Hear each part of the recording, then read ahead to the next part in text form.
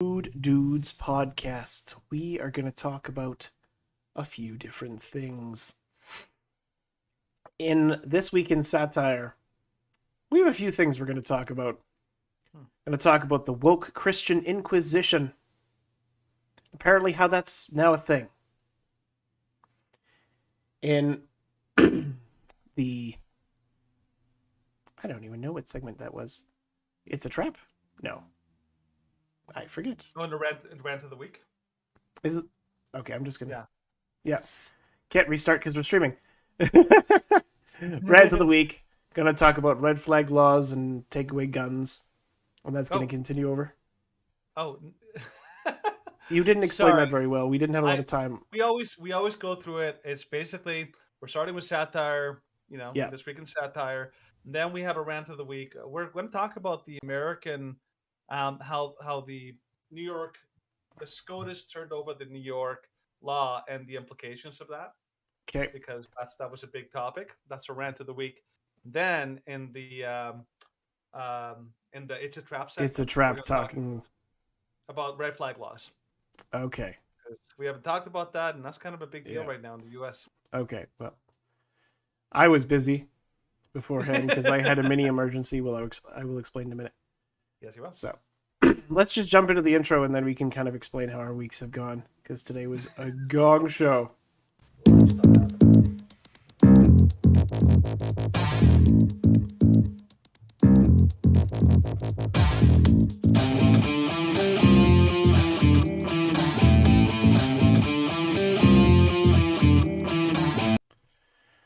Okay. Yeah. No, today has been all over the place. My goodness. I don't think I've ever, just like a brief recap, because I don't think you've had too much that's been going on the past couple days. Not particularly. Yeah, no. Today was like the first time at work that I was like genuinely scared. Really? Oh yeah. We were like screaming at each other. Was it like sharks attacks and... No, we had lightning and thunder that was like... It was probably about a kilometer away. Super scary. From the roof.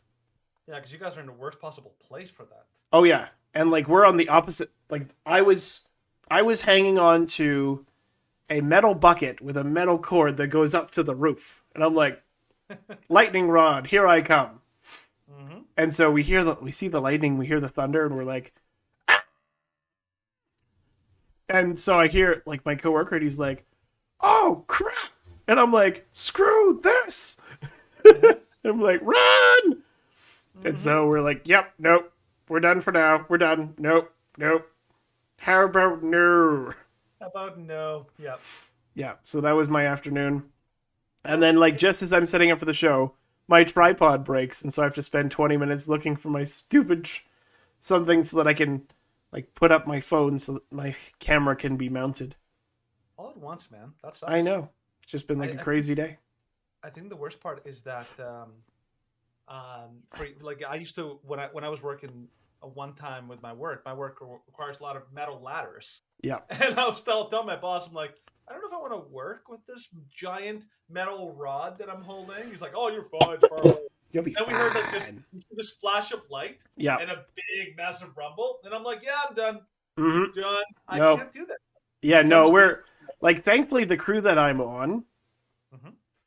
My current kind of, because it's a small crew and we're kind of just doing finishing up stuff, so we don't have like the full crew.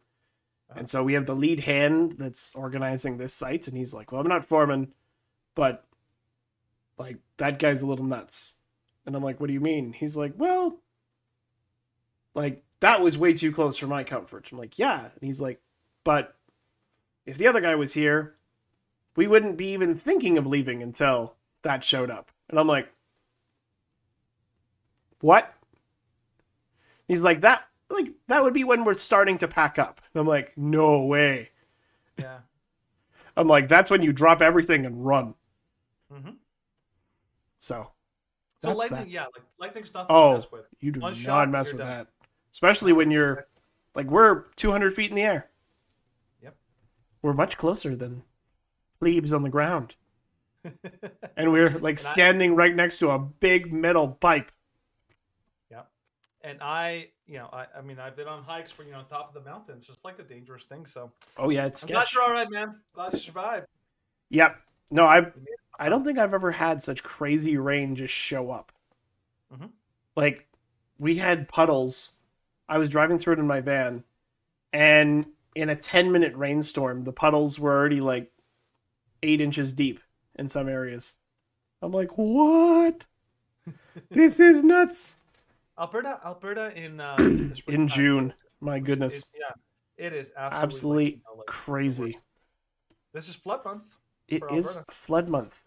Anyways, so how about you talk about the last couple days, and I'm going to do some quick sharing. Okay, you're gonna share it up.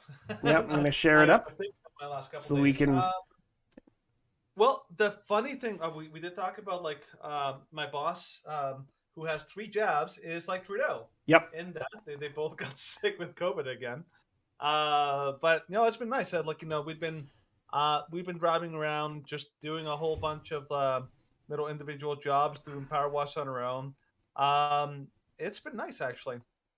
Alberta's been kind of a disappointment because you think, okay, like we wait until May long weekend for the warm weather, and then June comes around and it's like a toss up. You're like, are you gonna get like nothing but rain, or are you gonna get sun? And Yep. this month it's been rain. It's been sucky. I'm really hoping that July and August really kind of make this year not a complete flop because the weather this year has been terrible, like really terrible. But I'm excited for the show. Looking forward to seeing what we got. And Yep. yeah, actually, I really liked Tuesday's show. I love the stuff we covered. Yeah, it was good. It was really, If you really haven't had good. a chance to check it out, definitely recommend it. Yep. And I had this crazy, just kind of, before we jump into the final stories, just kind of a weird thing that happened. And so there was this person, and we were talking about Lightyear. And this was, of course, a discussion on Facebook. A wonderful movie. I know. And so they're like, this is such a wonderful thing. Like, why are people getting after this? And I'm like, because sexualizing children at any age is bad. Mm-hmm. And then she's like, but then, like, why are you supportive of, like, Disney princesses being sexually assaulted? And I'm like, what? And she's like, well, they were kissed without their consent. And I'm like, oh, are you talking about Snow White? Snow White and Sleeping Beauty. And I'm like, here is a principle. I'm like, there is a principle in CPR. It's called implied consent. If you are doing an action to save someone's life and you cannot get verbal or like nonverbal cues to give you consent, there is implied consent to save that person's life. She's like, that's not saving their life. It should have been a movie about like trying to find some potion or trying to find some magical solution to their coma. And I'm like, cool. The movie was like, yeah, like the movie did not present a solution like that. Like literally the only solutions are you kiss her or she stays in a coma until she inevitably dies. Yep. Or like Snow White is dead. Sleeping Beauty was the same thing. Yeah. I'm like, those are the two options. You can't have one or either. You can't have this magical third solution. She's like, well, that should have been the solution. I'm like, I don't care. That's not one of the ones that's listed. You're inventing one because you're just trying to find a fault with this film. And the worst part is that, like, you could, okay, you want to criticize Frozen, you want to criticize Tangled or Moana, go for it. Those are recent. Yeah. That was Snow White was like freaking 100 years ago. Mm-hmm. Like, well over, I don't know, almost 100 years ago. It's like, okay, like, talk about a completely different world with a completely different generation. You're saying we're still advertising. I'm like, no, we're not. We're not telling women that they have to be in high heels and dresses. Yeah. Well, like pushing a vacuum cleaner. We moved past that. Maybe you should too. Oh we have. I don't want to move past that. Yeah. Unfortunately, Steph cannot like do vacuuming in her high heels. It's not going to work. I had such high hopes. Mm-hmm. You have dashed my hopes upon the rocks. Hey, get out of the past, you patriarchal jerk. Anyways, let's talk about This Week in Satire before we spend forever on private conversations. Speaking of the feminists. Speaking of the feminists. Freedom Tunes is fantastic. Seamus always Coughlin, is. Whenever he's not on Timcast IRL, I miss him dearly. Yep. Because I'm like, he's got such great stuff to say. Well, he's got great insight, and He's just really quick-witted. Yeah. And the Babylon Bee, Yep. and yeah, like they're just fantastic. They I think they rival each other in terms of like comedy content. They're just gold. So this one today made me laugh so hard. Okay. Yeah, I watched this today. I thought it was funny. So let's. And by the way, feel free to make that video bigger, or like that special screen you do. Yeah, I will. Thanks, man. Stand accused of orthodoxy before the Episcopalian Inquisition. No! We found a Facebook post of yours upholding 2,000-year-old Christian teaching. Arrogance! He dared challenge the new sacred texts we wrote last week. The Bible clearly condemns gay marriage. The earliest Christians did too. All of them. But the Bible also says to never hurt anyone's feelings. And that's the most important thing, is that you're having fun. And make sure you're drinking enough water. The Bible does not say any of those things. Let's hear you back sass us after this. And a one, and a two, and a... All are welcome. Stop it! No, please stop! Are you ready to repent? Yes. Boss? Give up your sinful ways. Not that I believe in. Okay. Just really quick, in case people are wondering, that song actually comes from like a progressive service that actually happened in the U.S. where like it was the most like horrible thing to watch, but that they didn't make that up. That was from something already. Yeah, truly horrifying. Very horrifying. Sin. I think it's more of a metaphor for not being gay enough or something. I don't know. I will never repent because I believe in truth. When did Jesus ever suggest there was absolute truth? When he said, I am the way and the truth truth. and the life. Well, that may be fine for him, but I believe in my truth. Exactly. Don't all roads lead to the same place anyway? Yeah, but it's not heaven. Oh, you believe in hell? Even though Jesus said, judge not, and always have a good time. And make sure you're drinking enough water, dearie. Stop it! You're going to suffer before the Almighty. Not that I believe there's an objective Almighty. Yes, it's most likely a metaphor. You are going to metaphorically suffer before the metaphorical Almighty, in some subjective sense. Wait, you don't believe in Christ's divinity? Make sure you're drinking enough water. Oh no, that's a very patriarchal interpretation. He was probably just a very wise man. So you think Jesus was a regular human who lived in the Middle East 2,000 years ago in one of the harshest eras in human history, and he just happened to believe everything that coddled rich white Episcopalian lesbians started thinking was true 6 years ago? She said he was very wise. Become a member at Freedom. Oh my goodness. Yep. These are the talking points that you and I have to deal with all the time. Oh, I know. Like, these are okay. In case anybody wondering, that is the progressive movement. It's a thing. I've talked to a couple of Christians who, like, when I mentioned that, they're like, "What are you talking about? What's progressive Christianity?" I'm like, "It's an actual. I would call it a full-on heresy. It's heretical. Yep. And it basically, it's all about inclusivity. It denies the divinity of Christ. It denies all that kind of stuff. And there are actually a whole bunch of YouTubers and TikTokers who, like, you know, are like, you know, like claim to be Christian pastors or reverends, and they're found in the Episcopalian Church, and that's pretty much the thing. So I love how like Freedom Team was just absolutely like just made fun of their whole the nonsensical nature of what they argue. It was beautiful. I laughed so hard. Beautiful. Beautiful. Just so beautiful. The best video ever. But in case you guys are wondering, the other one that came out, we don't have to watch the whole thing because it's very long. It's like 3 minutes. I recommend it. Yep. But just want to give you a taste. The Babylon Bee was every bit as good this week, and their target was the January 6th, like the whole charade, the charade that January 6th is. They basically like lampooned it by making a supposed musical, and it is beautiful. Like their songs are so on point and so catchy. Actually, if you want, like, feel free to let us know which one do you think is the better one of the two. Well, I haven't actually seen this one yet, so this is like raw reaction from me. This is gonna be good, man. Again, put us the small screen we got.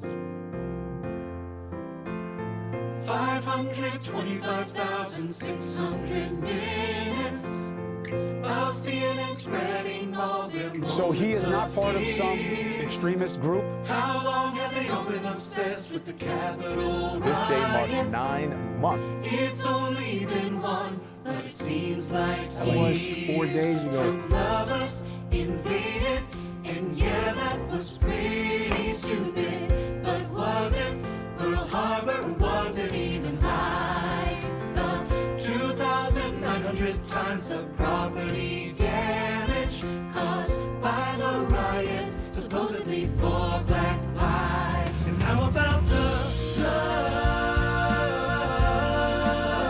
while the media shrugged?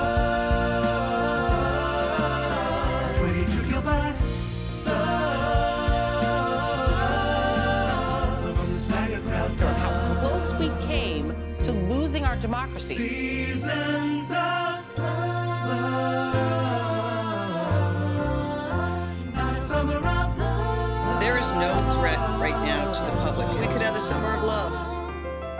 35 million raised by Kamala Harris. 184 culprits let out of jail. Hundreds of black-owned storefronts plundered and pillaged. How can you champion this all based on only fairy tales? In truths that were spurned, Facts. or in BLM's lies, in cop cars that burn, or a fellow's pedal that died. It's time now to sing out, so the narrative don't quit. Let's all forget the crime surge despite when the popo split. Because of the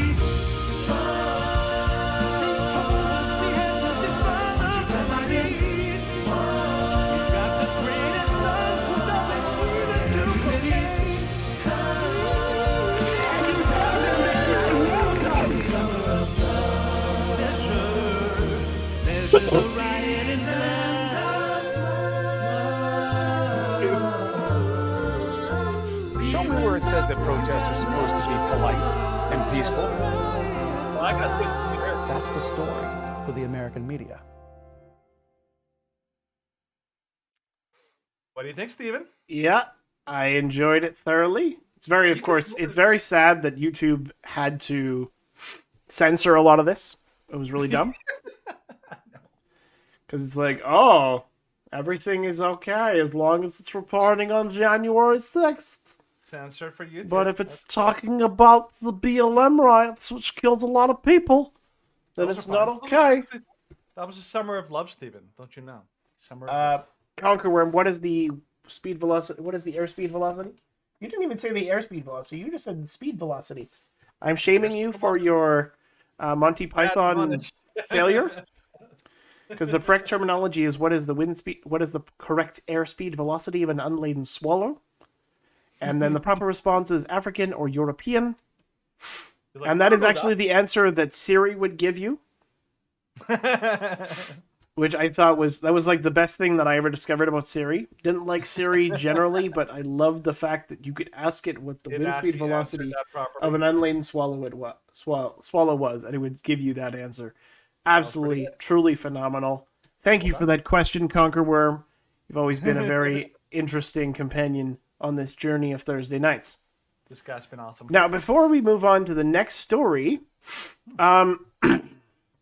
we know we've been talking about, and this is kind of actually a little bit fresh to Danny, because I haven't brought this up with him yet because we were rushed earlier. Yeah, but unleashed it on me. Not this week, not next week, the week after. The week after we have Cameron Cote from the Center for Bioethical Reform, because by then the SCOTUS decision of Roe v. Wade will certainly be made. And so on that day, he has agreed to come and talk with us. And I'm still in communication with a few more pro-life leaders. If JoJo's back in Calgary, then we'll have JoJo as well. We'll try and get a few more to try and have a discussion with Canadian pro-life leaders. It'll be a live stream, so you can ask them any questions you wish. And we're going to have this discussion to determine what the course for the Canadian pro-life movement is in reaction to Roe v. Wade potentially being overturned in the States, and how we can progress towards that point. Mm-hmm. So look forward to that. Put it on your calendars. 2 weeks from now, it's going to be a great discussion. Yeah. So, but for now, I think it's time for the rants, isn't it? Yeah, let's rant it up, man. Let's rant it up. I don't know if that's a really good way to put that, to rant it up. Rant it up. Rant it down. Rant it up. We're going to make it happen. We're going to make it a thing. All right. Well, let's jump into that, and we'll have a crazy discussion about gun control and red flag laws. Red alert.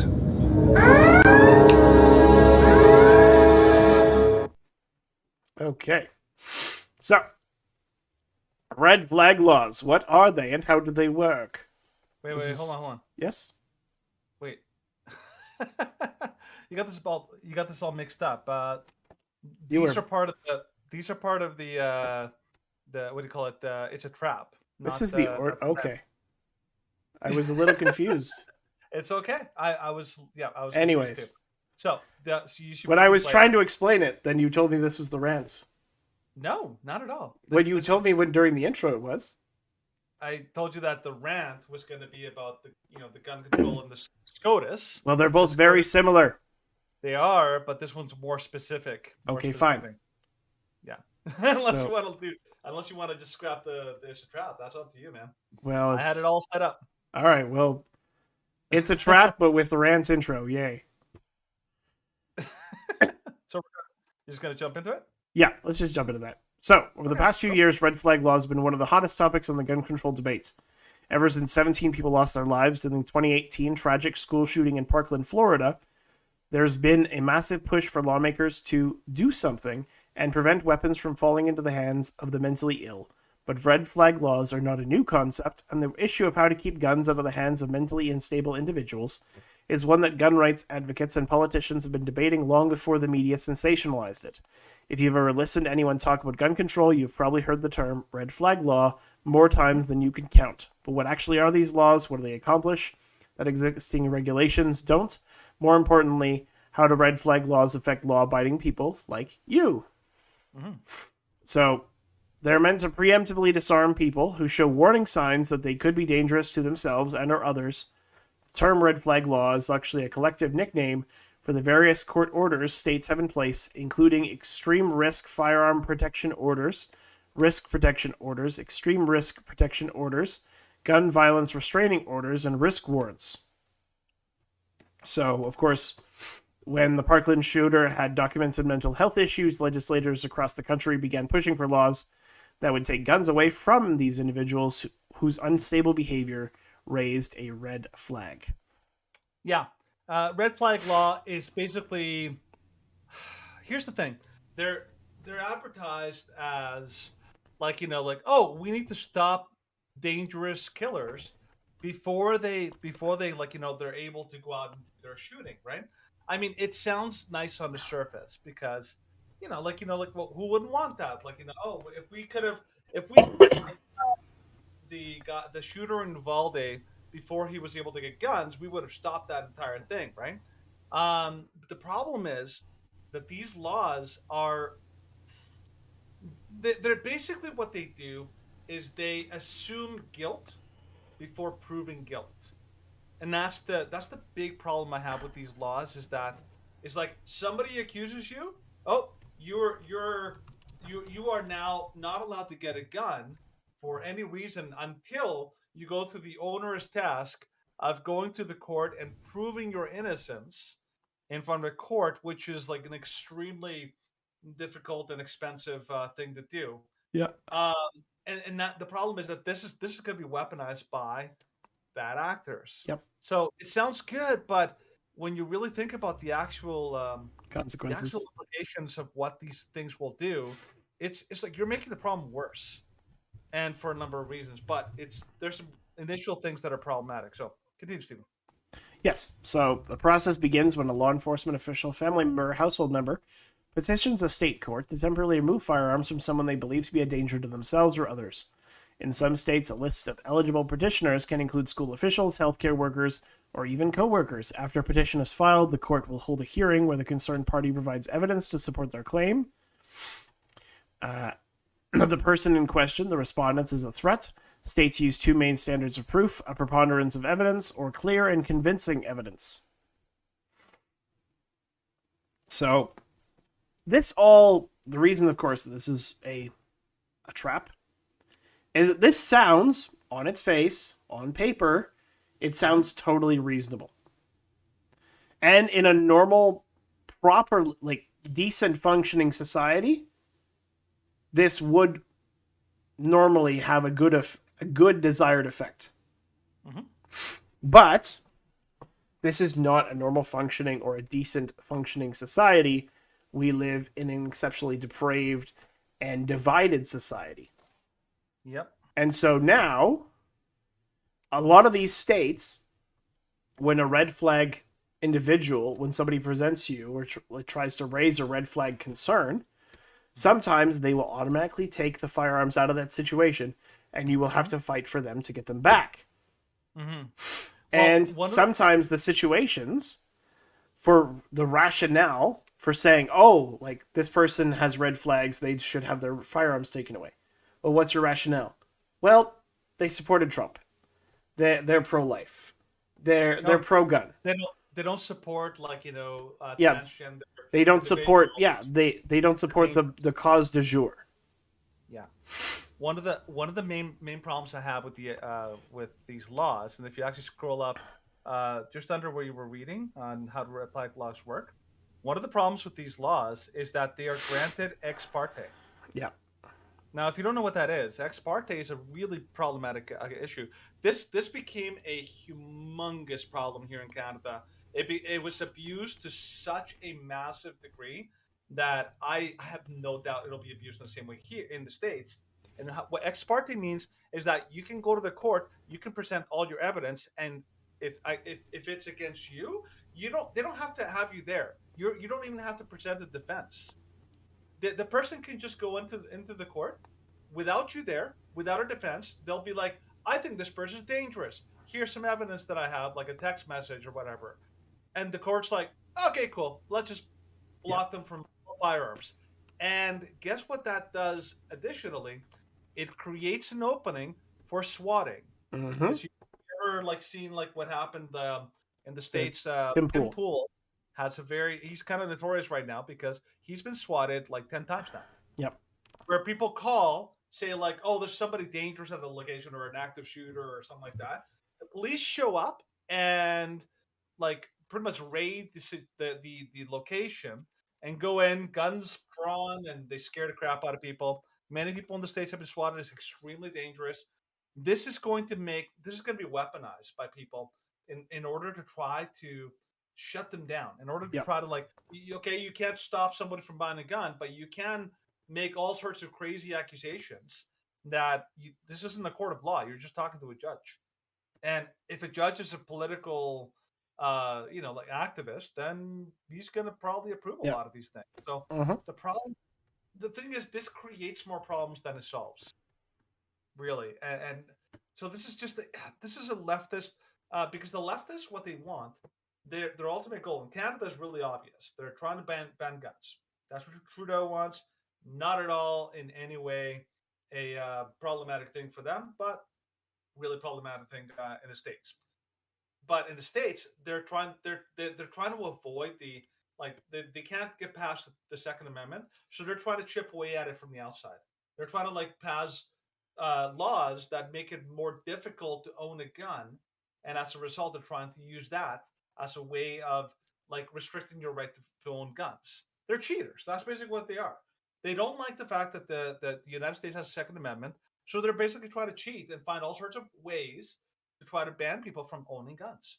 Red flag laws They sound good, but the problem is the abuses and the lack of oversight and lack of like protective measures to avoid abuse are the major problem with these things. And Yep. mark my words, they will be abused like crazy in the United States. Like it's going to happen. It's not a matter of, because we know that a lot of people who are anti-gun have no problem lying, cheating, and abusing the system in order to get what they want. Right, Steven? Yep. Totally. He's all over that. All over so, that. So the since we're doing the Shrewd checker or the it's a trap early. Here's a comparison that Tim Pool actually used on one of the episodes. So if you go to the next story, Stephen, the Fox News one. Yep. So the Fox News story, it basically covers something called the stop and frisk. Okay, stop and frisk. How it works is the idea is that police officers, in order to try to prevent and try to like cut down on gun crime, because gang violence was a huge problem in the United States.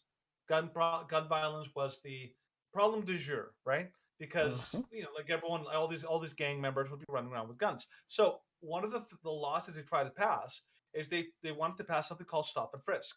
In other words, if you're a cop, you see somebody that is like suspicious or maybe somebody who may be up to no good, you have the right to detain them and frisk them. And all you're doing is you're looking for weapons, particularly guns, because I mean that's a good deterrent. Because the idea is, well, if you're going to if you're going to like try to catch people off guard when they're not expecting it, that's a good way to do it. The problem is that what they started doing is they started profiling, and particularly by race, because they knew statistically that the majority of the people that were committing gun crimes in New York City were African American.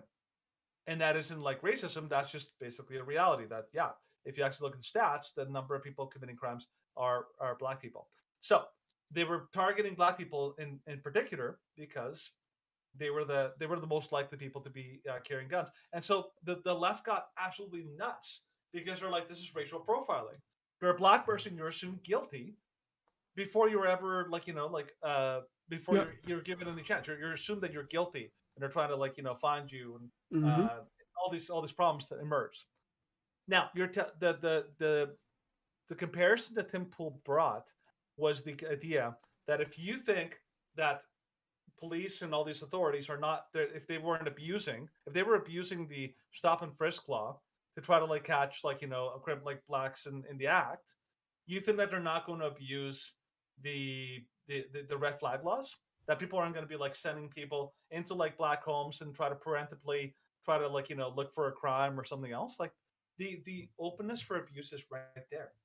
And if they think that is racist for racial profiling, then this is the exact same thing. And unfortunately, minorities are going to be the ones that are going to be disproportionately affected by these laws, because in all these minority neighborhoods, particularly like Chicago, New York, and all these places, the people who most need to defend themselves are minorities, like blacks, or African Americans, Hispanics, and Asians, and all that kind of stuff. They're going to be, disproportionately affected, because most of the rural areas where most of the white conservatives live, they're not going to be hit by this anywhere near as hard as liberals will. Right. So that's why it's a good comparison, because they're the same thing. They're laws that supposedly on the surface sound good, but ultimately are going to be abused. Yeah. And just see, it's not going to solve the problem that they think it's going to solve. It's going to cause more problems. So, so these two articles are there for you. One article basically explains what red flag laws are, and it gives you a full rundown. It's actually really good, so I recommend it. The other article from Fox explains stop and frisk and the problems with stop and frisk and the unintended consequences that will emerge. But I'll let Stephen have the last word if he wants to. Nope. I'm on board with you on there.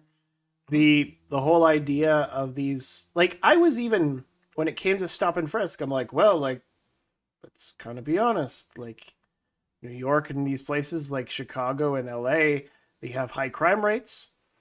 And unfortunately, the poor reality is that a lot of these individuals, it's much more likely if you're a minority to be committing crime. It's an unfortunate symptom of the culture that we have. But you can't just you can't just minority report them. No. And one of here's the problem too. BLM, their whole shtick is that, oh, cops are racist and they're going to cause all sorts of problems and we can't trust cops, right? That's their selling point. With red flag laws, imagine suddenly you're going to have some totally, unhinged leftist is going to call the police and say like, hey, this my neighbor's got a gun or something like that, and I don't like him and he's dangerous and all that. Then suddenly the police are going to go in, guns drawn, into somebody's house. And of course, because it's ex parte, that means that the person, let's say like this is like a regular African-American dad who's got a family and all that. Suddenly, if the police suddenly break into your house, totally unannounced, and they come in with guns drawn and they don't actually know they're expected. Like, do you think we're not going to see cases, shootouts between cops and police officers, or sorry, cops and like minority, people who just think like somebody broke into my house with guns, and you're going to have incidents, people are going to get shot, because that does happen. Yep. And with this kind of nonsensical thing, it's going to be absolute chaos. It's like a war.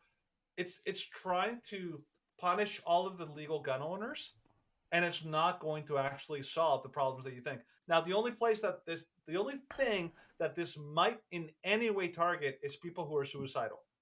Yep. That's the only potential thing that might solve it, but I think the cost is way too high. I don't think it's going to solve the problems that you think. I don't know. Let me know what you think. If you think I'm wrong or mistaken, I've looked at these kind of things. The problem is all of these policies are not meant to solve the problem. They're just supposed to be like, we did something. Hey, look, we did something, but they're not solving the problem. Which is why I think they're problematic. So, yes. Yep. Okay. Well, before we go into the rants of the week. No, I thought we were doing the rant of the week. Well, that was the It's a Trap. Then we're going to do the rants of the week next. But first, we're going to have a quick discussion about Roe v. Wade. So, Roe v. Wade could potentially be overturned tomorrow. Now, of course, it could be overturned sometime next week as well. It basically has to be done before the start of next week, before the end of next week. So, it could be tomorrow, it could be Monday, it could be Wednesday. So, yeah, they're dragging their feet so much. Well, I know, and it's really annoying, and it's only making the situation worse because it's allowing the leftist protesters and the leftist angry mob to have a better idea of what date it's coming down on. And so it's not just like, oh, we'll show up every single day that there's a potential decision. It's like, okay, well, now it's like one of 3 days. Now it's one of 2 days. Oh, it has to be today. Let's all show up today. Let's do our massive intimidation. Yeah. So there was an Alito decision handed down by the High Court Thursday, just not that Alito decision. And we're going to talk about that in just a minute. With only 1 day left. Really? 1 day left? Well, because what happens is, I remember looking, the only scheduled days. Okay. Tomorrow is the last scheduled day. But what they can do is they can schedule additional days. They're just not on the calendar. Okay. So this is the game that they're playing. It's like, well, okay, do it like tomorrow, but they could also kind of come out and be like, well, we're gonna we have a couple more days. Yeah, it's a little bit annoying. I kind of wish they had a little more. It also means there's going to be massive protests tomorrow. Yeah. So anyways, with only 1 day left in the Supreme Court's schedule to release opinions on this year's term, Americans are still waiting for a ruling on the intensely watched case that is expected to overturn the landmark Roe v. Wade abortion ruling. The High Court handed down 4 opinions on Thursday that involved voter ID laws, state execution methods, Alito and Miranda warnings, and the constitutionality of New York concealed carry law. The case of Dobbs v. Jackson Women's Health Organization, which concerns the legality of a Mississippi law that bans all abortions after 15 weeks, except in cases of medical emergencies and fetal abnormality, was not ruled on. So, of course, we've talked about this before. In early May, a draft opinion for the case written by conservative Justice Samuel Alito was leaked and indicated the conservative majority court intended to overturn Roe, claiming the 1973 decision was unconstitutional. It's unclear if the final opinion will align with the draft originally written in February. And of course, since it was leaked, tensions have exploded across the country.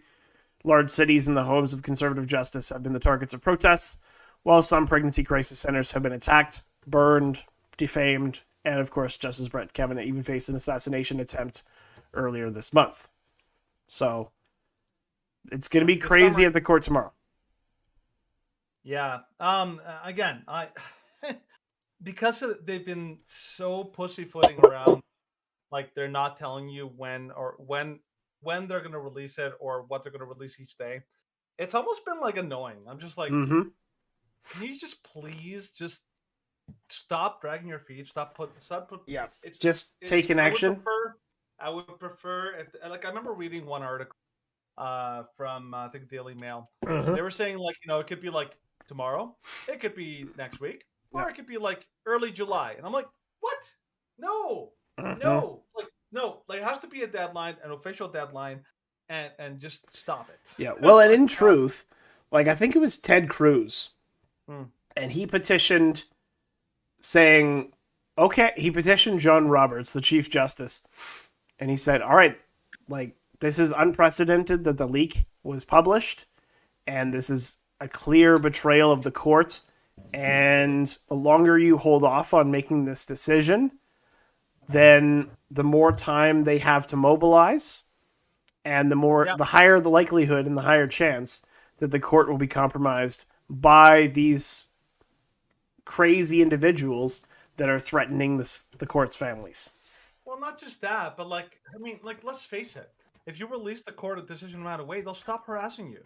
They will, because it's done. It's like you can't, once it's published, you can't, there's no chance of changing your mind whatsoever. Like the members of the court are no longer going to be like harassed, because that's no longer the goal. The goal then is like fight a different war or something like that. Right? But by prolonging this, you're putting Amy Coney Barrett, you're putting Justice Kavanaugh, you're putting people in more danger, because you keep like dragging this on. Like they're only going to get more threats and more people coming to their houses and all this stuff. Like, give me a break. I remember the article I read talking about like the potential reasons. One suggested reason was that Justice Roberts wanted to do it for, like, to kind of make it like a bigger show or something like that. And I'm like, are you serious? No, like, that would be so crazy. Please tell me he's not doing this for some kind of like wow factor. I'm like, no, give me a break. Yeah, that's super shameful. Wow factor enough. That would be bad. So yeah, but we're still waiting. And again, like I'm looking forward to talking to the people, pro-life community here in Canada, about what they think about this whole thing. Yep. I've said multiple times over, I never saw this happening initially, and I said outright, I'm like, this is very likely, like this is of course when Amy Coney Barrett was nominated to the Supreme Court. I said, no, this is not going to change things. I figured Coney Barrett was a likelier vote for this. Yes, but I was not sure about Kavanaugh.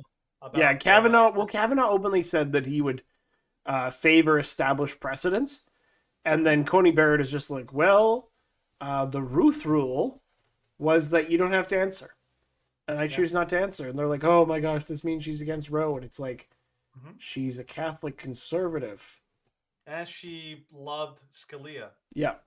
Because, I mean, that should tell you a lot about her. That should tell you a lot. So there's there's been moments which I've been like, okay, I haven't been that proud of Coney Barrett, but there's been a lot of other times, and I'm like, you go, girl. You get this. I think Gorsuch has been... Oh, Gorsuch have been... He's been more disappointing than not. Yeah. He's the one that ruled in a controversial decision about trans... About Title IX. Title IX? which a lot of conservatives felt like that's just dumb. Oh, it's absolute betrayal of everything conservatives stand for. It was a very, very big betrayal. So, all right, but we do have to move on. Yeah. So, could say your last sentence and then we'll move on. Oh no, I was just gonna say, but they did actually. That kind of became a big deal today, and that's what we're gonna talk about. Because I did find this I didn't actually know this was even in the court. I didn't either. So I'm actually looking forward to to seeing what this does. But yeah. Yep. Okay, so let's talk about that from Breitbart. Red alert. Oh wait. Keep forgetting that there's an intro. Anyways, from Breitbart. Now I can actually say it. Supreme Court strikes down New York's proper cause requirement for concealed carry. So SCOTUS ruled 6-3 on June 23rd, which is today, that New York's proper cause requirement for concealed carry permit issuance is unconstitutional. So the New York State Rifle and Pistol Association versus Bruin centered on denials for permits under New York's concealed carry permitting law. They filed suit claiming that one of its members was eligible for a permit, but it was denied because of New York's requirement that concealed carry of applicants prove why they need to carry a gun. The case ultimately dealt with the scope of the Second Amendment, whether the right to keep and bear arms applies only in the home or outside the home as well. When SCOTUS granted cert in the case, the State Rifle and Pistol Association responded. The case challenges New York's requirement that applicants demonstrate proper cause to carry a firearm. New York regularly uses this requirement to deny applicants the right to carry a firearm outside their home. The NRA believes that law-abiding citizens should not be required to prove that they are in peril to receive the government's permission to exercise this constitutionally protected right. Mm-hmm.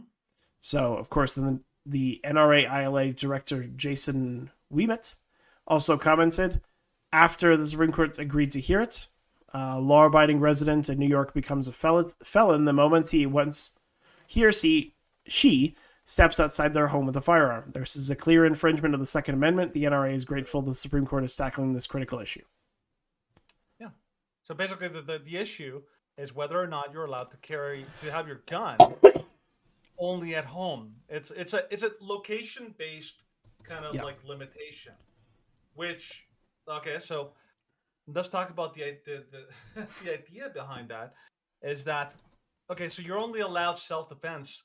When you're at home. When you're at your house. Let's say, for example, and it doesn't even have to. Let's say, for example, okay, somebody breaks into your house and wants to steal your stuff and all that, and you have a gun to defend yourself. Great, I'm all in favor of that. But if you leave your house and you go down to downtown, I don't know, New York, or go out to the street or something like that, you're a woman. You're saying that you've lost the ability and the right to carry a gun because. And this isn't a completely arbitrary rule because, and according to them, they can subjectively decide whether or not, we don't think that that's a good enough reason to carry a gun or not. The problem is, like if you're a shop owner, for example, you're not allowed to have a gun in your shop, or you're not allowed to have a gun heading home from your shop. Like the idea really falls apart, and I know New York is all about they hate guns and they want to find any reason to ban guns. And it has some of the most restrictive gun laws. Actually, Danny, I just have a quick, funny little video. Go for it. So, you ever heard of the I'm in the hood cause for speeding? No, give me it. Okay, so this is the video, and I'll just show it to you. It's really funny. Me over? You were doing 90 to 30. Why? Because I'm in the hood. That's a good answer. I'll be speeding to this motherfucker too. But you got any guns in the car? No, son, I ain't got no guns You gonna in need this car. one. I'll be right back and grab you one. You're gonna need one. That's how you serve and protect. He's like, because I'm in the hood. That's a good reason. And I'm like, that is a good reason. I wouldn't want to be in the hood either. Well, there was I was in Mexico City when I was visiting my family. I kid you not, there was a law on the books. I didn't believe them first, but there's a law in the books that after a certain hour at night, you're no longer required to stop at major intersections at lights. You can ignore lights. And as we're driving home from a disco or nightclub that we went to, the guy in the car, he's just blowing through them. Do you know why? Because apparently they were having a massive problem with people car stopping theft. at light and people coming out of they were hiding next to the intersection, And they they would come out, jack you. attack the car, they jack you, or they take you at gunpoint. And so they were like, well, they can't. How do they stop that? They can't have police everywhere. Yeah. So they made a law saying that, whatever the primary lane, they don't have to stop. Huh. Crazy. Dang. Right. But so this law is, I think that it makes sense in the sense that it's kind of like how I get mad at Canada, because our prime minister, our former drama teacher, he basically said that you don't have a right to defend yourself. If somebody comes at you with a gun, the only right you have is to be a victim. You know what? Just sit there and let them shoot you. That's the only right you have. This is a nonsensical method of restricting a person's right to defend themselves, which is what a gun gives you. And I'm hoping that this leads to an actual concealed carry, provision all across the United States. Because I think the concealed carry thing is one of the best things you can have to prevent crime. Because cops can't be everywhere, but if you have armed citizens that if you don't know that someone is armed, if there's even the question in the back of your mind, you are far more hesitant to commit a crime against them if you know that they have the potential of firing back at you. Because if you know that they're not going to be able to fire back at you, then why wouldn't you? There's no risk to you. Yeah. But if you have the potential of someone else holding a firearm, then A, you'll be more hesitant to commit the crime, and B, if you do try and commit the crime, they'll probably put you down. Yep. And the other thing is criminals don't care about the repercussions of using a gun. Nope. But a legal, if you're a legal shop owner with a legally obtained gun, if you have to use that gun to defend yourself, you're not going to use it for anything. Yeah. You're going to use it when your life is in peril, and you're going to be like, yep, now I'm going to deal with the cops and I'm going to deal with the system. They're happy to do it because those people know the law better than criminals. Criminals couldn't care less about the law. They know what their rights are. They know that it's self-defense. They're happy. And a great example of this is Kyle Rittenhouse. Yep. Who understood the law and what actually he had the right and not the right to do. So he's actually far more likely to use a gun responsibly than any criminal out there. Yeah. So good on the Supreme Court for issuing this thing. But so that was the Supreme Court. I don't know where you want to go next, actually. Oh yeah, that was the Supreme Court, but unfortunately, there are individuals. I'm going to switch the Senate. Unfortunately, the Senate does not think that people have the same rights to defend themselves, so the Senate Gun Violence Prevention Bill clears key test vote set for passage this week. So the Senate, the gun legislation cleared a key procedural vote Thursday, which all but guarantees passage of the bipartisan bill designed to combat gun violence. The vote was 65 to 34, with 15 Republicans, including Senate Minority Leader Mitch McConnell, joining unanimous Democratic caucus in voting to advance the package. Yeah. So Schumer, That's a complete betrayal. Oh yeah. So they're like, oh, I thank them. America thanks them. We're going to keep going until we finish the job. So we're so glad to see Congress has moved significantly closer to finally doing something, passing bipartisan legislation that will help protect Americans. It's absolutely nonsense. So it would offer grants for states for red flag laws and crisis prevention programs. It would enhance background checks for young Americans aged 18 to 21, opening the door for accessing juvenile records. It would clarify which sellers are required to register as firearm licensees and require them to conduct background checks on potential buyers, and toughens penalties for gun trafficking and straw purchases, and closes the so-called boyfriend loophole by limiting gun rights for non-spouse dating partners who were convicted of domestic abuse. All of this is going to be abused, like we were talking about in the It's a Trap segment. On paper, in a just society, most of these would be okay. But some of these things, because the system is ripe for abuse, especially on one side, these are going to take firearms away from lawful abiding citizens, and it is going to kill people. Yeah. The problem is that this is something we talked about, like, not the idea of short term versus long term. Uh-huh. Like this is all this is. Republican lawmakers are like, senators are basically they're basically shamed into doing this, or I don't know what it was, because obviously they betrayed all their constituents on the Second Amendment. This is going to obviously be challenged, like legally.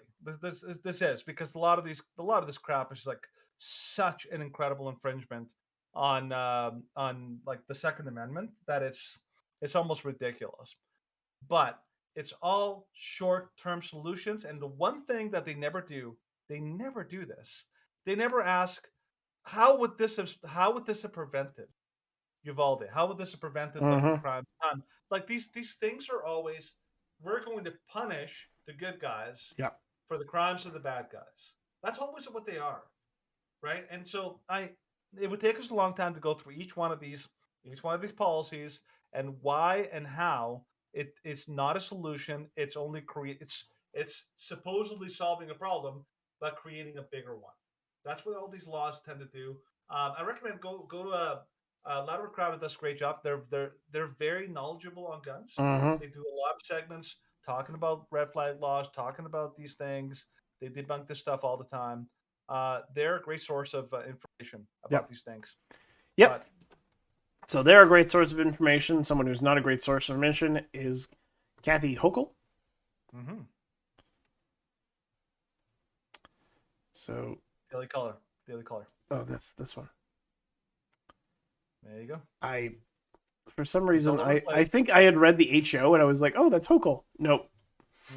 Nope, this is not Hochul. So, I'm prepared to go back to muskets. New York Governor Hochul, whatever, rages over SCOTUS overturning concealed carry laws. So let's just watch the video and listen to her go crazy. Her rant. Because she's nuts. Oh, she's so much. Oh, please don't tell me there's an ad. It's gonna be. It's an ad, but it's silent. It's Rumble. So it's fine. Another ad. Rumble. Go. Justice.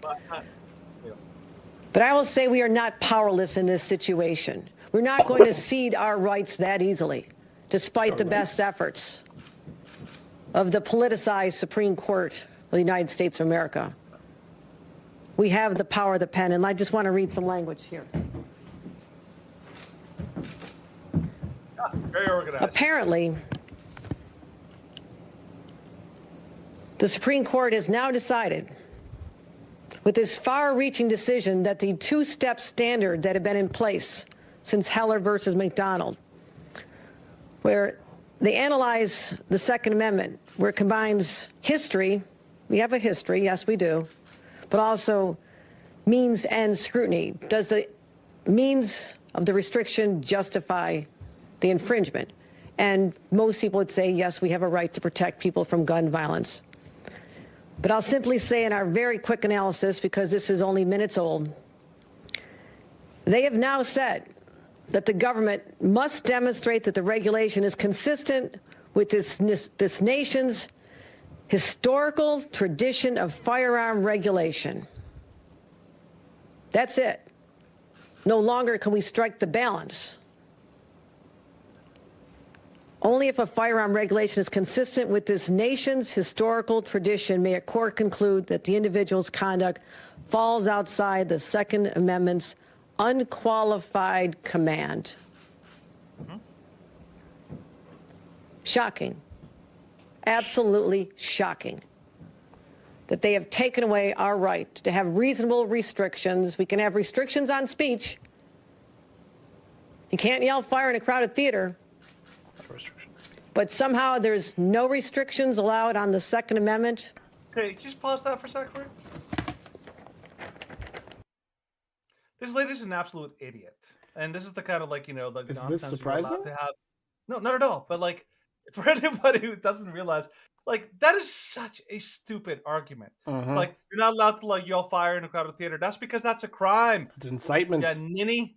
It's like it's an actual like you're actually committing a crime. You know when it is okay to yell fire in a crowded theater? When there actually is there's a fire.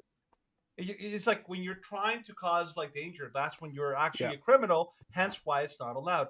But the First Amendment, and let's face it, this is the kind of ninny that hates the First Amendment. That wants to promote like hate speech laws and wants to promote all that kind of stuff. But with the Second Amendment, she says like, no, there's no restrictions. Are you kidding me? Are you freaking kidding me? There are so many restrictions.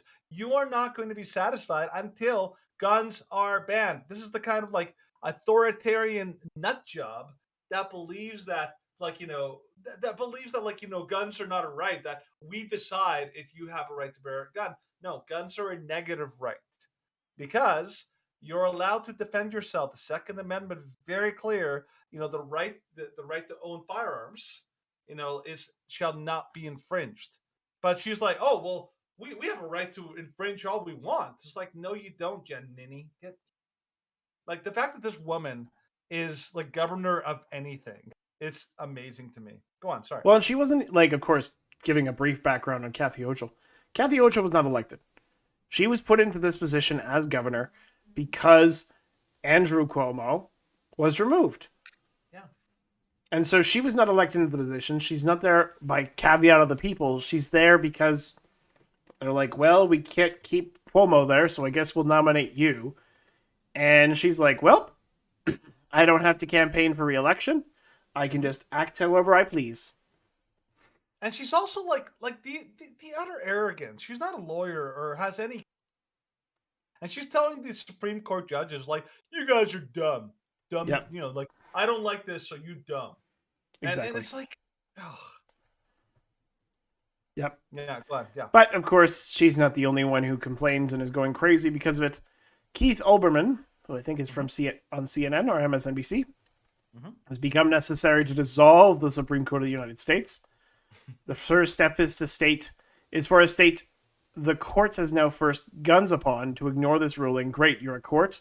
Why and how do you think you can enforce your rulings? # ignore the court. Oh, yeah. Encouraging. That's how you, create destabilization in society. Yep. Yeah. Look at his comment underneath, though. He goes on a little bit below that. This would be a good moment to remind new readers that the Second Amendment has nothing to do with gun ownership, private or otherwise. This guy's nuts.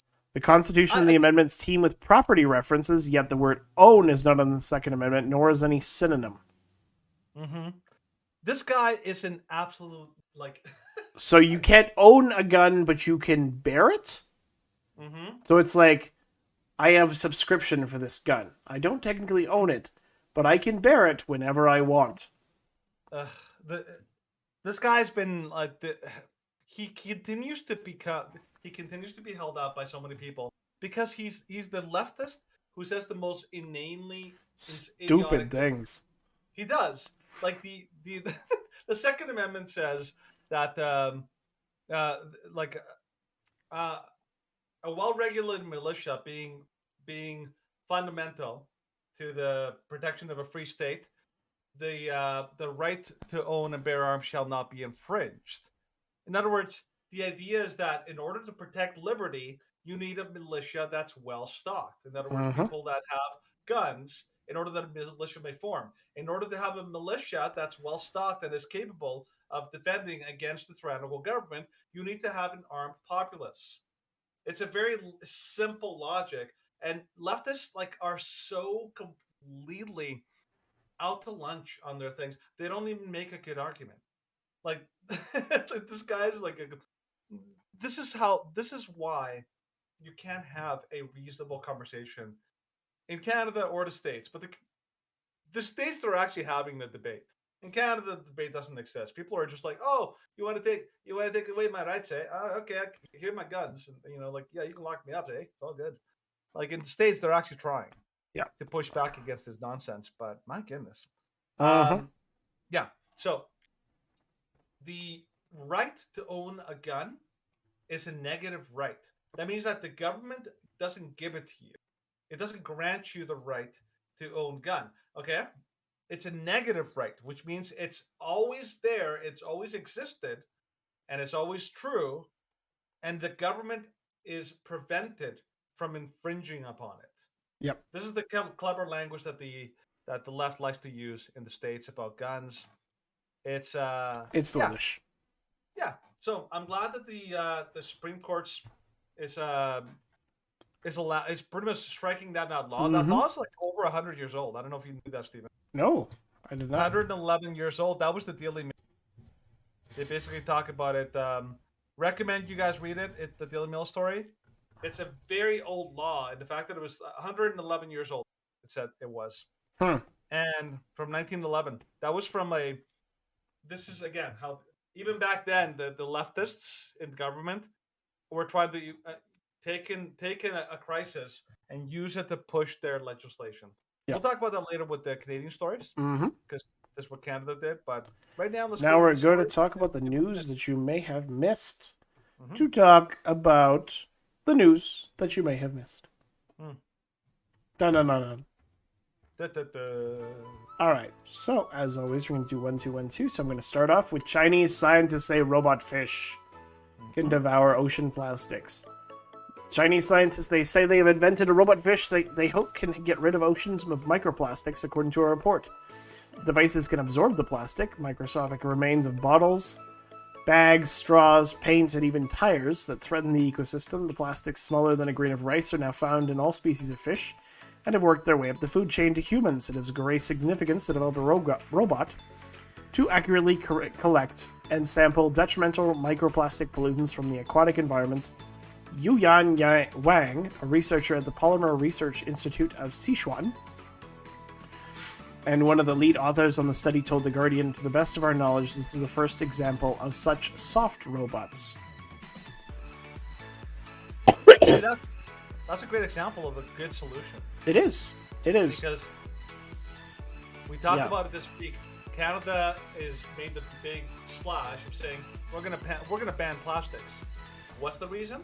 Because the whole idea is we want to save the oceans. That's the idea, based on what was it, an 11-year-old kid's science project. Everyone's like, oh, this is amazing science. It's like, no, that kid basically made a gigantic wild guess about the pollution in the oceans. And ever since, they've been pushing this idea that plastic in the ocean bad, but in reality, that's a bad solution. Yeah. Whereas this looks like it may be looks like it'll be a decent solution. And I'd be all behind, using this as a way of solving ocean pollution. So, Definite progress. Don't always trust the Chinese, but could be okay. Well, if it works, it works. If it works, it works. All right, next. All right, next story. We got this story from the Counter Signal. Ian Bexley wrote this one, which is awesome.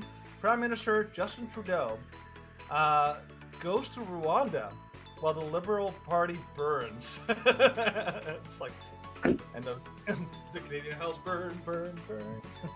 So Prime Minister Justin decided to take a trip to Rwanda while the Liberal Party deals with yet another earth-shattering scandal that's led to even more calls of resignation.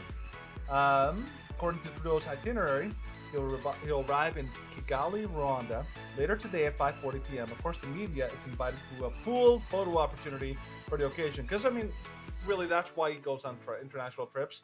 It's all photo ops. It's all opportunity to get away from Canada and avoid problems here. So, meanwhile, back in Canada, the Liberals are facing yet another stemming from a Halifax Examiner report that RCMP Commissioner Brenda Lucki allegedly pressured her subordinates into jeopardizing the Nova Scotia massacre investigation to support Justin Trudeau's incoming gun grab. We talked about that story a little bit earlier this week. So we go on from there. So basically, what is going on is there are now calls for Minister Bill Blair to resign. He's the he's the public safety minister. Yep. Bill Blair's being called to resign. Bill Blair's blaming it on Brenda Lucki, and they're all in damage control. They're all trying to save themselves. But also, even MP Marco Mendicino is basically being called to resign by Pierre Poilievre for lying about the reason why they had the reason why they had the Emergency Act. He lied about that. He got busted lying. Now he's being called to resign. And there's another Liberal MP. Her name is Karina Gould. And apparently she didn't disclose investment shares in the family business years ago, which is a crime. By the way, I'm reading from later on down the article. Anybody wants. So the Liberal Party is in an absolute mess right now in yet another scandal. This is the thing. There are so many scandals in this Liberal Party that it's hard to keep track. Like, do you know how many scandals they've had since they started, Stephen? Any guesses? Dozens. No, like probably over 20 or 30 or 40 if you count even the little things that he's done.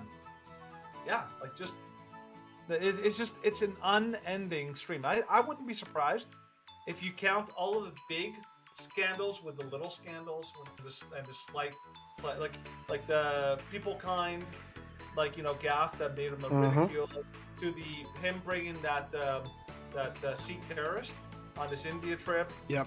To being embarrassed over his socks, to all these kind of things. Trudeau has been an absolute nightmare, but right now he went through Rwanda while his party's in another massive scandal. It's just falling apart in Canada. Yep. I'm hoping that hopefully eventually it'll lead to something. But I have very little hope of that. Signal. But now, back to the United States. The U.S. Navy releases LGBTQ plus video providing directions on how to use correct pronouns. Yeah. Because that's what the Army needs.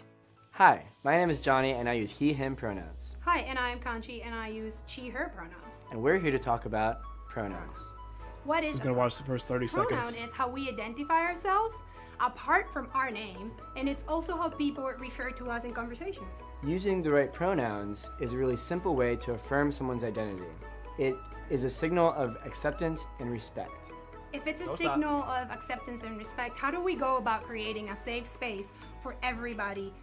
That's a good question. A really good way to do that is to use inclusive language. I can't even. No, you can't even. So of course the video has gathered harsh criticism online for a very good reason, with many people questioning why the Navy isn't focusing on more urgent matters. No kidding. Oh my gosh, we could be facing a potential world war. Oh, what are we focusing on? Pronouns, which is about dignity and respect. Because shut up, they will steamroll you. You know, when you get into a foxhole, porn. No, otherwise they can get triggered and then they can't fight. It's important. Also, the new strategy they're going to use is they go against the Chinese army or the Russian army. They're going to misgender them, and oh my gosh, they're going to drop down on their. Oh my gosh, they're going to like flail in despair at the horrible violence that they were committed on them. Yeah. Or they'll just shoot back and they'll die. Now, Dan Crenshaw, who I'm not always behind, but he said, here's an idea. Fire everyone in the Navy who put pronouns on their email signature and focus on how to be better at war. For God's sake, stop the stupidity. Yep, you're right there, Dan. You're right. Because in the Army, you're supposed to be encouraging toughness. Yep. And people who are resilient at anything. But this kind of approach is actually encouraging soft, weak, and easily offended people. Yep. That is not what you want in the Army, and the fact that they're encouraging that is going to drive people away from the Army that should be there. So it's just stupid. All right, it's a mess. So next story. This is from the Post Millennial. Breaking: Biden moved Title IX rights for women in favor of gender identity protections. Speaking of a complete and total disaster, oh my gosh. The proposal essentially makes it a Title IX violation for schools to prohibit biological men from receiving women's scholarships or participating in women's activities. So Biden's Department of Education, under Education Secretary Miguel Cardona, has released a proposal for changes to Title IX, which includes erasing biological sex for issues of sex discrimination. The proposal will conflate protections for biological sex with gender identity and see no differentiation between the two. So basically what they've done is the whole question of what is a woman is such a massive landmine and such a devastating thing for the trans community that if they had to choose, who are we going to like drive a bus, like, you know, throw under the bus, women or the trans community? Well, obviously the trans community is going to be winning that battle because, you know, women have no social capital anymore. Yeah. Title IX enacted 50 years ago, which is funny, this is 50-year anniversary, was intended to curb sex-based discrimination against women at universities. Fast forward to today's 50-year anniversary of Title IX, and the once progressive rule has overcorrected into regressive territory. Women face the greatest inequity risk from the 700-page proposal, which would essentially make it a Title IX violation for schools to prohibit biological males from receiving women's scholarships, participating in women's activities, and other educational benefits programs. Speaking of long-term consequences, if you're a woman, like the reason that they give scholarships primarily to women is to try to encourage, you know, women to go to universities. This is going to like completely like break that down. If you have a person who identifies as gender fluid, guess what? One day they'll identify as a woman and they can get their scholarship. If you were, let's say you are an unprincipled man, a guy with absolutely no morals, and you wanted to get in, you want to get a scholarship, all you have to do is say you're gender fluid. There's like literally nothing you have to do. You just declare you're gender fluid, and you go. And you have to, you just have to be a little bit like willing to lie, and you've just taken the scholarship away from. And not only that, they're trying to make it so that in the in all sports competitions, if you're a woman, good luck. You're gonna have to compete against men, and you're gonna get like absolutely annihilated. So Biden once again has made like this is the only card he has to play. He sucks at everything else, whereas this, as long as he keeps feeding the trans cult what they want, he's gonna like remain popular in this sense. What he knows how to do is hand out free, like, you know, all sorts of things to the trans community, and he gets the kudos. Yeah. And sadly, women are the ones who have to pay. So, yeah. Now to something that's even more horrific. More than 1,000 dead after earthquake rocks eastern Afghanistan. So a 5.9 magnitude earthquake rocked eastern Afghanistan on Wednesday, killing more than 1,000 people and injuring at least 1,500, according to a report. The epicenter of the earthquake was located about 30 miles southwest of the city of Khost, near the border with Pakistan. According to the United States Geological Survey, the state-run Bakhtar news agency reported that Afghanistan's Paktika province appears to have sustained the brunt of the temblor's effects, with numerous houses destroyed and people trapped under the rubble. The news agency has steadily reported greater numbers of casualties in the aftermath of the earthquake, and reports said 255 have been killed and 155 injured, citing the head of the Information and Culture Department of the Paktika province. That's pretty tough. Yeah, that's really devastating that 1,000 people have died. And yeah, we felt that it needed to be covered, felt that it needed to be talked about. We know that we focus predominantly on North American issues and sometimes global issues when it's political, but this is something that if you can help out by sending anything to Afghanistan, if you can pray for Afghanistan, then do it. Apparently, one thing for the story is that the European Mediterranean Seismological Center said that 119 million people felt the earthquake because of where it's located. Yeah. That's pretty crazy. So, my goodness. Yeah. Final story. I thought this was a really funny story and definitely worth, like, this is stuff that really happens in the world. So this is from Summit News. Okay, hold on. So this person, Gunny Gibbs? Who? So this person on Twitch. Okay, just responding. So just reading out the comments in its totality. Trump thinks he still won. Of course. Just released a statement on social media claiming massive fraud and as usual showing none. Arizona House Speaker Rusty Bowers testified Tuesday that Trump lawyer Rudy Giuliani asked him to hold up electoral votes because 200,000 illegal immigrants and more than 5,000 dead people voted in the state. If you know about the trials in a lot of these states, you know that they were not dismissed because of merit. They were dismissed because of standing. There has been almost zero investigation into the allegations about the 2020 election. There should be far more There should be far more investigations. Like, you look at videos like 2,000 Mules.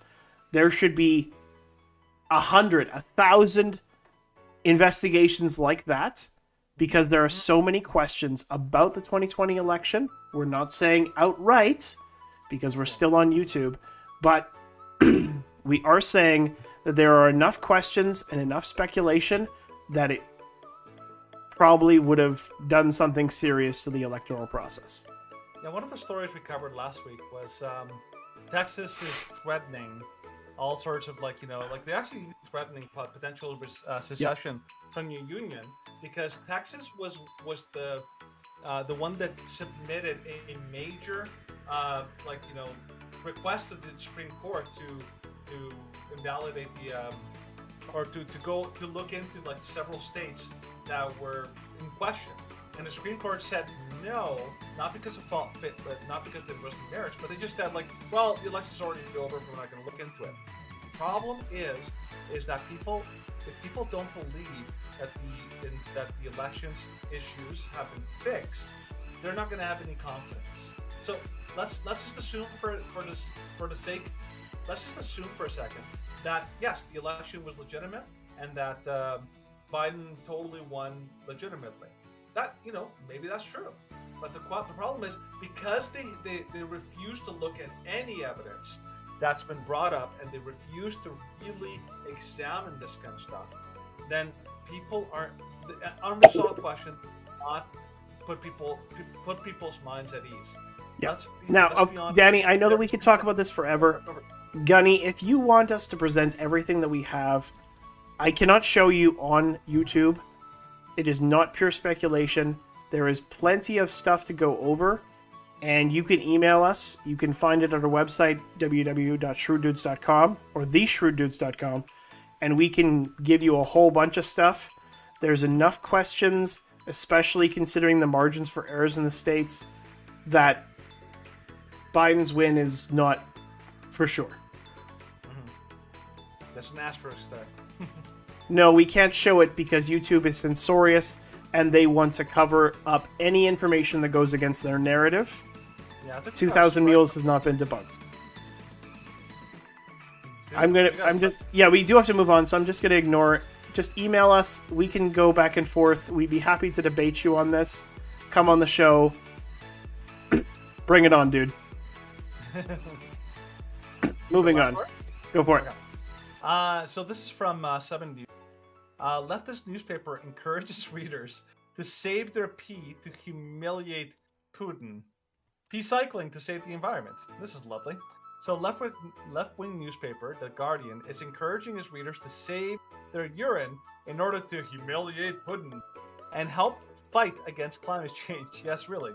The paper published an article calling on people to preserve their pee to help make up for the impact of sanctions on Russia, which have caused fertilizer shortages. That's actually a real thing. Russia and Ukraine together are responsible for exporting 28% of the world's fertilizers made from nitrogen, phosphorus, and potassium per NBC. The three fertilizer-creating substances are rich in urine, writes Tom Pappert. As a result of Western sanctions against Russia, to a lesser degree the conflict in Ukraine itself, Russia is no longer exporting urea to the West. By the way, urea is a major ingredient also in diesel, which is going to lead to some major shortages here in North America as well, which use the urine to create fertilizer for crops. The answer, according to The Guardian, is for people to start engaging in pee cycling and donating their urine to farmers. Just put their urine in a jar, send it to the farmers. If we can use pee to humiliate Putin, then that weird dream I had last week will sort of come. What's more, these same nutrients, when flushed into the wastewater systems, become contaminants responsible for creating environmentally damaging algal blooms. So basically, this is the left solution.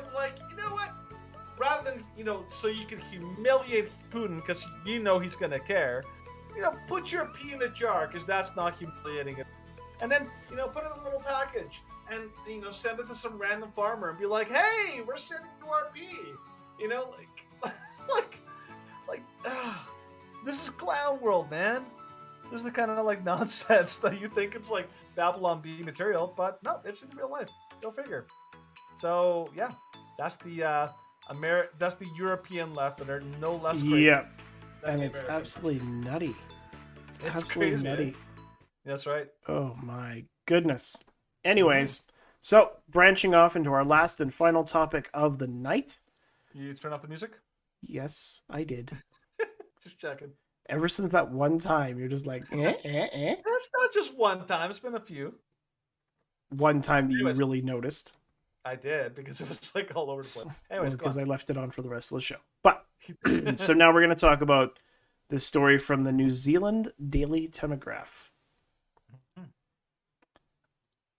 All right, so new study of mRNA vaccine phase 3 trial data finds rate of serious adverse events was 12.5 per 10,000 above the background rate, the greater number than the COVID-19 hospitalization risk reduction. This study, which of course you can find at this link right here and we'll provide it in the description, raises truly serious doubts about the advisability of the mRNA COVID vaccines. The co-authors include Sander Greenland, Emeritus Professor of Epidemiology and Statistics at UCLA, and the co-author of the premier textbook on epidemiology. Professor Greenland is a world-leading expert on the post-marketing surveillance of drugs, vaccines, and medical devices.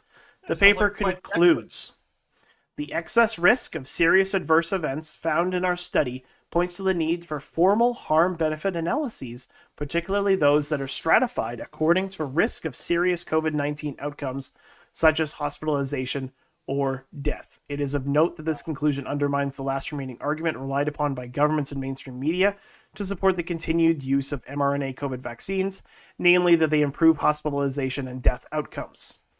Yikes. So far, according to the Daily Telegraph, there are 4.1 million people in New Zealand fully vaccinated. The study's conclusion suggests that more than 4,000 have suffered severe adverse effects from Pfizer COVID vaccinations. It demolishes the persistent contention of MedSafe that COVID vaccine adverse events are primarily non-serious and occur at rates lower than background rates. Yeah. So like just for a little context here, for like 2 years, we were subjected to the same talking points, safe and effective, over and over and over. Which anybody knows about propaganda, that's one of the tactics you use. You repeat something over and over enough, people will just believe it's true because of the repetitiveness of it.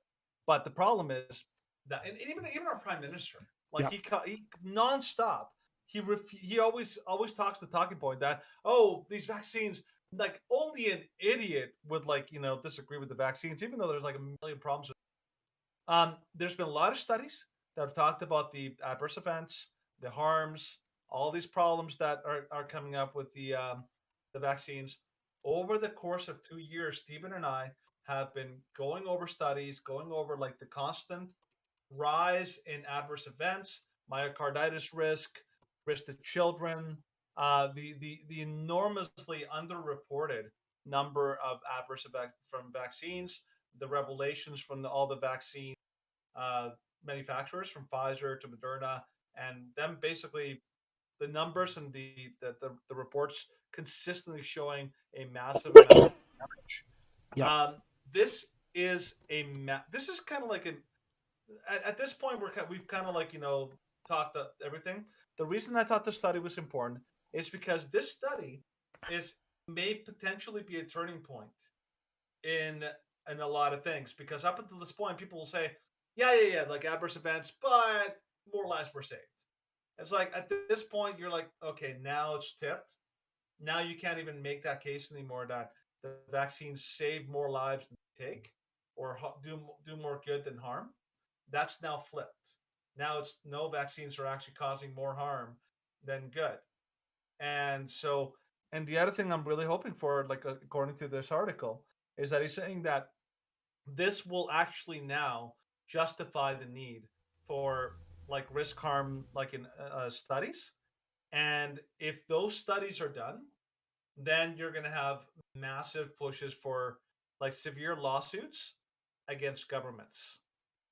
Because, by the way, if people don't understand how the way that how like Stephen, you know how like vaccine companies can't be sued, right? Yeah. Do you know the only actual way to bypass that? There is a way, but it's very difficult. in order to bypass the idea that the government is that people can't sue vaccine manufacturers, the only way to bypass that is if the government is shown to have been to have done harm or done obvious kind of uh, problematic behavior that led to incredible harm, and then that like accusation and all those harms are used to encourage to basically force a government to to withdraw the actual protection that they gave the vaccine companies. This is the only way you can do it. People can't sue a vaccine company right now. The only way is the government has to be shamed and pressured enough to basically overrule the protections. That's the only way, and hopefully this will be a path towards that because it's to happen. Mm-hmm. But yeah, go on. Yep. No, that's pretty much it. What are your thoughts on this whole thing? Oh, like, well, we knew that there was waning effects of vaccine efficacy, that it wasn't that effective to begin with, and we knew that they had diminishing that they had been hiding and that they had been covering up any adverse events, like we talked about a few weeks ago. And actually, I don't know exactly how, but do you remember that Pfizer report where they went over like the Pfizer release from the initial trials? Yeah. That said that there were 1,200 dead? The Canadian COVID Alliance did a great video on that. Yep. They took down the post by the counter signal. I had to find it in the Wayback Machine. Because I was like, I know this exists. And then I had to look it up, and it's like, okay, I had to go to the because somebody asked for it on Twitter, and I was like, I'm like, it doesn't exist anymore. So I had to like go back to the Wayback Machine. I'm like, this data hasn't been debunked because it's a Pfizer release. Yeah. So it's like they are trying and pushing so hard to cover up any information that would go against their establishment mainstream narrative when it comes to the COVID vaccine, its efficacy, its danger. And of course, like we could have also mentioned that there have been several insurance companies that have seen a 40% increase in all source mortality in the later quarters of 2021 than they did in 2020 during the height of the COVID-19 pandemic. COVID was running rampant. They have way more deaths than they ever could have expected. I think they said like it was a once in a century level of like the danger. I think also there was a big whistleblower, funeral home, people who do like they deal with the dead bodies and they had to like involve them and all that. There was a lot of whistleblowers there that were like raising the alarm about the actual danger that they were seeing. They were seeing really weird, bizarre things in the bodies of the deceased that were absolutely not normal in any way. And also, we covered this a little bit. We talked about the big expose that happened with the Army, with the U.S. Army's data, and not only did that data show an immensely, like just over the top increase in all sorts of like problems with the vaccines, but a very problematic and serious cover up that actually happened as a result. Like the double corruption went so deep that I couldn't believe like what I was like seeing and hearing. Now I wanna just kind of cover like the very last things he says. So this is like the bullet points at the very bottom, Stephen. Because I like the suggestions from this guy, and like we said before, this guy is not just anybody. This guy is a very like prestigious epidemiologist. So he's like what he says is has a little more weight to it because he's not just some random dude. So number one, it says so the results of the study. It underlines the need to immediately pause the saturation advertising still being undertaken in New Zealand advisory of the Pfizer mRNA vaccine. This applies too, and the States. In other words, because of the study, you need to stop saying it's safe and effective because that's no longer true. The study has pretty much like broken that down. Number two, it validates those including doctors and researchers who have been raising concerns through public dialogue, correspondence, and in course. So everyone who's been fighting, from doctors to researchers to people like legal organizations, Suddenly, they are no longer the you guys are like conspiracy theorists. No. They're now like validated, and so like stop like calling them like the crazies or whatever. Finally, it soundly criticizes the suppression of public debate mandated by the government and all political parties supported by mainstream media. Because let's face it, one of the most concerning things about everything that has happened in the last 2.5 years has been the absolutely like inexcusable amount of cover up. Like everyone's been involved. The government has been covering it up. All the health officials have been covering it up. The COVID pandemic has been one of the most incredible crimes I've ever imagined. It's a scale I cannot even possibly measure. The amount of like worldwide harm that these criminals have done to humanity is unimaginable. Like Yep. Stephen, you and I talked about a study. Remember, like they said like the lockdowns, these Mm-hmm. worldwide lockdowns would cause like millions of death in the third world. Yep. Just because that was even like the lockdown. That was in April of 2020. Yeah. And now, of course, it's like, well, we know that it's much worse than they were predicting in April of 2020. Lockdowns have like so repeatedly been shown to, it's not even close. The amount of harms that lockdowns did, as opposed to the supposed like lives that they have saved, none of them worked. Actually, there was a study we did not that long ago where I think the Ontario government pretty much demonstrated that like locking down schools, the actual supposed benefit was so microscopically small that it was basically one of the most incredible examples of completely futile public policy. Like it was like 0.2% like reduction, which is not, considering the amount of damage those classroom lockdowns did. It's not even in the realm of like how bad it is. Yeah. What are you looking at? Conqueror.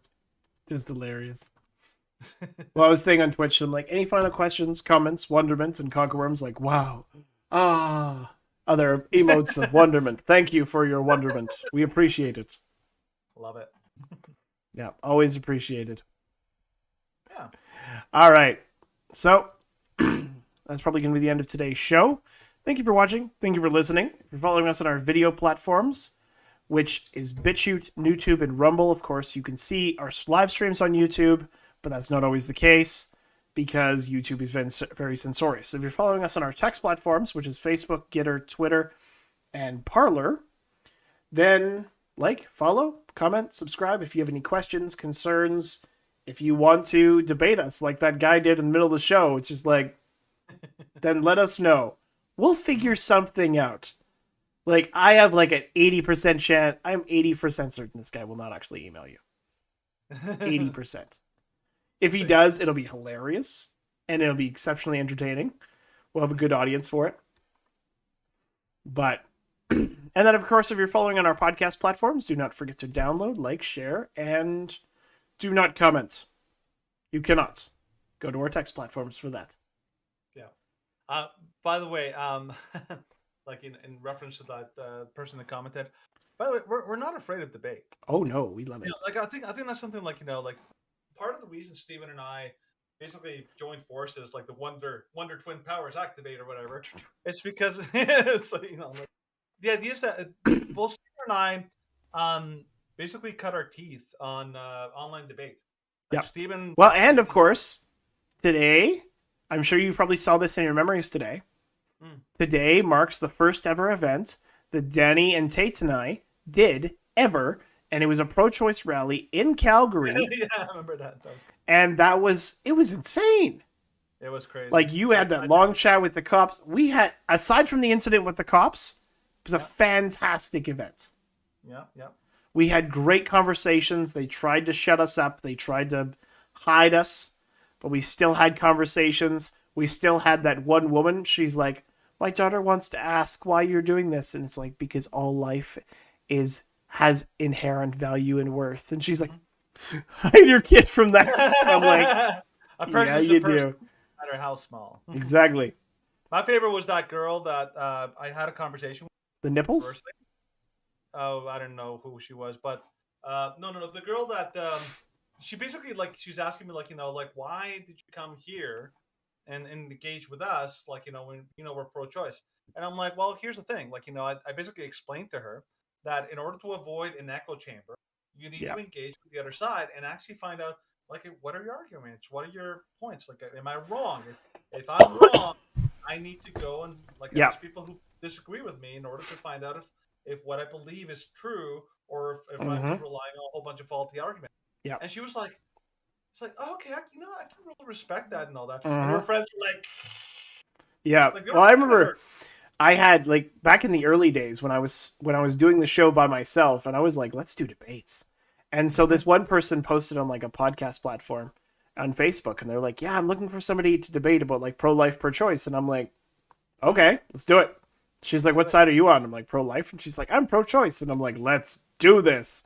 Dance. I felt so bad for her because she went into it so hopelessly unprepared. She's exceptionally nice, but I'm like, you were not prepared for this. You had no rational argument. It was just cliches and tropes. And I was just like, bam, bam, bam, bam, bam. And then, of course, in the end, it was fantastic. She said that she had her mind 97% changed. And I'm like, yes, that's right. Mm-hmm. Well, that's the thing. Most people in the pro-choice side are so convinced that the other side is has nothing, that they go in there thinking, they go into a conversation. Yeah. And they have no idea. They're it's like atheists, really. Yeah. Atheists who believe the Bible, those Christians believe nonsense and all that until they talk to an actually an intelligent Christian who doesn't be like, well, I defend the Bible with the Bible. It's like that's circular reasoning. And you go after their their actual beliefs, well, you believe that how do you explain the fine tuning? You're like, what? And let's go into that. How do you explain morality? Yeah, it was so all of these things. The point is that me and Steven, we love having rational debate. This is what we always love. This is why we love doing this, because we like to encourage people to think critically, to think skeptically, to think shrewdly, which is why we chose the name, because we want to encourage people to think more intelligently about things. And this is one of the things that I've loved is helping other people in our lives get better informed about things. Shelly is a great example. We've constantly helped Shelly, and I love doing it. She's like, hey, I don't know what to do with this. And we're like, oh, here's 10 articles that will help you understand this topic better. So I hope that I continue to do this as much as I can, wherever I can. So, yeah. All right, we'll take that and sign us out. So we're the Shrewd Dudes. We love to think critically, skeptically, and we always like to encourage you. Why be rude when you can be shrewd instead? Exactly. All right. But you know what? It's better to be. Don't get angry. The more informed you are, the less angry you are. Anyway, Stephen, go on. All right. So thank you for watching. Have a great weekend. We will see you on Tuesday for another Tuesday News Day. Until then, as always, God bless.